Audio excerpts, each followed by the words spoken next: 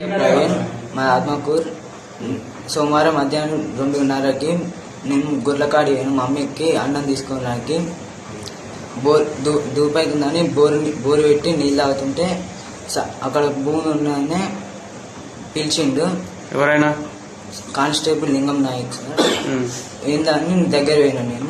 ఆయన శుద్ధ భూమి ఉంది అక్కడ పాలు చేస్తున్నా. ఆడి పోయినాక మీ ఊరేది అని చెప్పి అడిగింది. ఆత్మకూర అని చెప్పి ఇల్లు ఎక్కడ ఉంటుందంటే ఎల్లం గుడి సైడ్ అని చెప్పి మీ అయ్యజాకి రాని బాగా కొట్టిండు. మమ్మీ కట్టేసుకొని మమ్మీ కూడా అడ్డం వస్తుంటే మమ్మీ మీదకి పోయిండు. కొడతానికి మమ్మీ వస్తుంటే పోయింది. ఆపిరా మరి? ఓ లేరు అక్కడ సైడ్.